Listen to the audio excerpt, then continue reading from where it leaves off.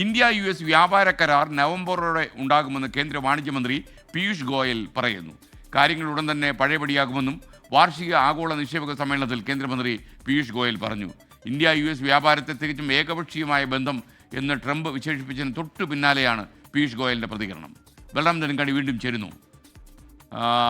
Welcome back to morning show. Balram, അങ്ങനെ ശുഭകരമായ ഒരു കാര്യത്തിലേക്ക് ഇങ്ങനെയുള്ള കാര്യങ്ങൾ കടക്കുമെന്നാണോ നമ്മൾ പ്രതീക്ഷിക്കുന്നത്?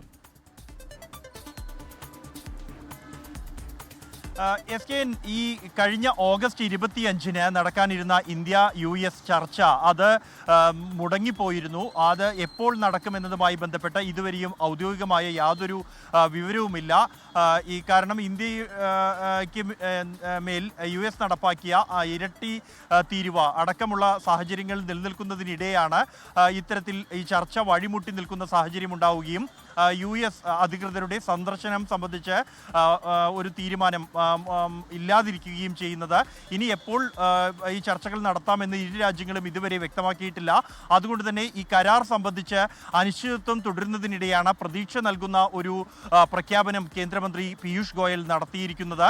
വരുന്ന നവംബറോടെ മുൻ നിശ്ചയിച്ച പ്രകാരം തന്നെ ഇന്ത്യ US വ്യാപാര കരാർ തയ്യാറാകും എന്നാണ് കേന്ദ്രമന്ത്രി പീയൂഷ് ഗോയൽ പ്രഖ്യാപിച്ചിരിക്കുന്നത്. കഴിഞ്ഞ ഫെബ്രുവരിയിൽ തീരുമാനിച്ച സമയക്രമത്തിനും തീരുമാനത്തിനും അനുസരിച്ച് തന്നെ ഈ കരാർ തയ്യാറാകും എന്നാണ് അദ്ദേഹത്തിൻ്റെ പ്രഖ്യാപനം. കാര്യങ്ങൾ ഉടൻ തന്നെ പഴയപടിയാകുമെന്നാണ് അദ്ദേഹം പ്രഖ്യാപനം നടത്തിയിരിക്കുന്നത്. വാർഷിക ആഗോള നിക്ഷേപക സംഗമത്തിലാണ് അദ്ദേഹം ഇത്തരത്തിൽ ഒരു പ്രഖ്യാപനം. എന്നാൽ ഇതുമായി ബന്ധപ്പെട്ട ഔപചാരികമായ അടുത്ത ചർച്ച സംബന്ധിച്ചുള്ള തീയതിയോ US അധികൃതരുടെ ഉദ്യോഗസ്ഥരുടെ സന്ദർശനം സംബന്ധിച്ചുള്ള തീയതിയോ സംബന്ധിച്ച് വ്യക്തതയില്ല. എങ്കിൽ പോലും ഇതുമായി ബന്ധപ്പെട്ടുള്ള ചർച്ചകൾ ഇപ്പോഴും പുരോഗമിക്കുകയാണ് എന്നാണ് കേന്ദ്രമന്ത്രി പീയൂഷ് ഗോയൽ ഈ ഒരു സമ്മേളനത്തിൽ അറിയിച്ചത്.